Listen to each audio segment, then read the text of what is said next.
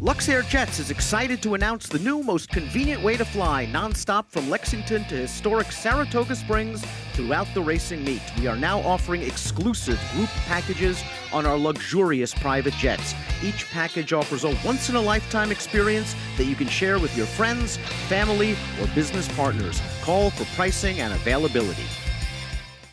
Mike Welch coming to you with the Saratoga Report, brought to you by LuxAir.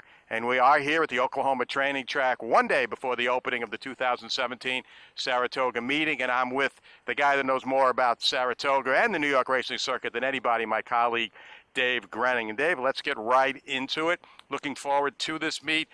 First of all, anything new to expect here this summer? I don't think there's anything new per se that the players will see per se. This is what we need, this weather right here. This weather, the key to this meet has always been the weather, and the last 2 years they've had tremendous weather in order to set just record business. 2 years ago, obviously, Triple Crown winner American Pharaoh showed up. Last year we had stars galore all over the place, led by Songbird, who could come back this year for the Personal Ents in late August. The big thing this year maybe to look for is the Travers Stakes. There haven't been 3 separate Triple Crown race winners to run in the Travers since 1982. That's 35 years. It's possible that could happen this year. You have American Dreaming, the Kentucky Derby winner, and Cloud Computing, the Preakness winner, pointing for the Jim Dandy on July 29th. And Tappert, the Belmont winner, is simply going to train up to the Travers, which it's a bit of an ambitious task, but it has been done before. Birdstone comes to mind in 2004. So it would be cool if all 3 did get there, and then you bring in what's going to come from the Haskell, perhaps Irish War Cry. I don't know if Classic Empire actually makes the Travers or not, but we'll see. And then Bob Baffert, the Bob Baffert factor. West Coast apparently is going to come to the East Coast and try the Travers. And last year, obviously, everyone knows it was the coming out party for Arrogate. We won't see Arrogate here at Saratoga, but we will see Abel Tasman Sunday, the leading 3-year-old filly in the country in the Coaching Club American Oaks. I'm sure after what happened on Belmont Day, the horsemen here will not be too excited to see the Bob Baffert stable pull up. Right now, it's just Abel Tasman. She's the only one on the ground at the moment. How about the older horses? The Whitney comes up in a couple of weeks. What can we expect there? Well, we don't have Arrogate, but we have maybe the East Coast version of Arrogate and Gunrunner, who was tremendous in the Stephen Foster at Churchill Downs. He's pointing for the Whitney.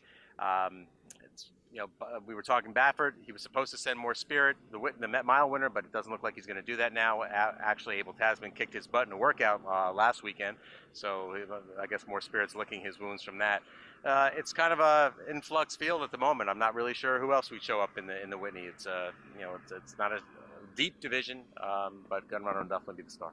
As you pointed out at the beginning here, the weather is going to be really important. We're going to expect a lot of turf racing. Ton of turf racing. We got 5 on Friday, 6 on Saturday.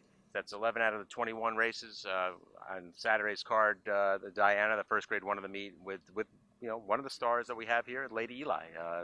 She broke her maiden here as a 2-year-old, and then last year she made her comeback here. Was overshadowed by the Travers. Arrogate that day. It was overshadowed by the fact she got beaten too, but she's only been beat 3 times in her career, and it's been a total of about 1 length. One of those fillies that beat her, though, Dickinson, is back in to take her on in the Diana for Kieran McLaughlin, and that filly got beat about 3/4 of a length in just the game, but she was given a lot of weight to some of those horses, including Antonoi, who carried 113 that day. Dickinson carried 121. On Saturday, they're at equal weights. Antonoi's back in the field too. It's only 6 in the Diana, but it's a pretty good 6. Remains to be seen how the racetrack, if it's going to be effective, but we might as well note for the handicappers too, they added a lot of clay to the main track. In the mornings it seems to be a little bit slower, but the horsemen seem happy. Any feedback from the horsemen on what to expect there? I think the one thing that I'm getting, the feedback that I'm getting is it's a little bit more of a demanding type of racetrack. So fitness is a key in the 2-year-old races, which I'm sure we'll talk about, the stakes coming up. You might want to favor horses that have had 2 starts over 1. At least, got that feeling from Steve Asmussen, who has 2 fillies, by the way, in the Schuylerville, who have had 2 starts versus some of the ones who have had 1. So that's the only thing I get. You've watched the workouts more so than I have on the main track. You can tell if it's slower or faster than in years past. I know that the track we're standing on right next to right now, Oklahoma, is like the Bell Parkway. Not that you can go very fast on the Bell Parkway, but you can certainly. It's like paving. You can go pretty fast here in the morning. The workouts, by and large, have been a little bit on the slower side on the main track. Finley's Lucky Charm here. She's going for the honorable miss yesterday. Brett Calhoun was a little concerned about how she would take to this, what he thought heard was a deeper racetrack, but she went over it really well, and she'll probably be the favorite, I guess, off that remarkable record of hers. But that's 10 days down the road. We'll worry about that. Let's worry about opening day. There's 2 stakes opening day. I know you wrote about the Schuylerville. You're an expert on the Schuylerville. Who's going to win? Who's going to win? Good question.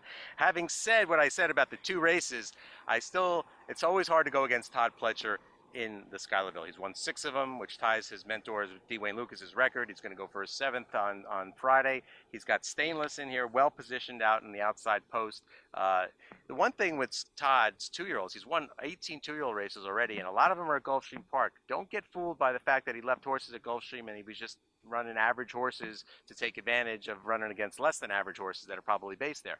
He kept his stable there, a large stable there for the early part of the summer, and when the horses were ready to run, he just put them on a van and went down there and ran them. You know, I sort of got caught last year. Sweet Loretta won at Monmouth first time out. Well, you're thinking, well, if she was that good, she would have been at Belmont, right? No, she comes and wins the Schuylerville at 4-1. So you can actually get a halfway decent price on a Pletcher horse that ships in from out of town, but don't be fooled by the fact that she didn't race or win at Belmont Park. And the Lake George, it's as wide open as it gets, that 3-year-old filly turf division. Trip will probably decide the outcome. But if you're looking at the Todd Pletcher's first of the 2-year-old races, I guess you got to look at the Chad Browns in every single turf race they run here this meet. You do, and 55, who hasn't won for him yet. 55 was in the barn of Tom Bush, won the Florida Oaks, I believe it's called, at Tampa Bay Downs, and then was sold. Peter Brandt bought her. To run twice for Chad, a 3rd, I believe, and then 2nd last out in the Wonder again to New Money Honey, which obviously she's flattered by the fact that New Money Honey came back and won the Belmont Oaks. But this is too wide open a race to me to take what might be the favorite there in 55. I'm looking at Defiant Honor for Jimmy Toner a little bit. She's coming off a nice allowance win at Belmont Park. She's well bred. She's out of Honor Bestowed. I believe that's Recepta's. This is a sister to Recepta. I think this filly is an up-and-comer for Toner, and I think the price might be a little bit better on her because she's not a stakes winner yet. You've got the DeMar Cassie fillies, but they're posted toward the outside. Defiant Honors in post 3. Hopefully you can get a ground-saving trip and not get stuck behind traffic, but that's where I would look. Well, you can go 5 or 6 deep in there and not get it. It's a good race for that all button if you're playing the late pick 5 and late pick 6. And we're getting a little late here, so we're gonna scoot on. But we're gonna be here. I'm gonna be here every day during the meet here with the DRF Saratoga report. Dave's gonna be joining me quite a bit. I'll have Mike Vesey with me maybe tomorrow to go over the workouts on some of the 2-year-olds. Don't forget the DRF Clocker report's on sale right now for the whole meet. You can get that at drf.com, and we'll be here, like I said, every day during the 40-day Saratoga meet at drf.com.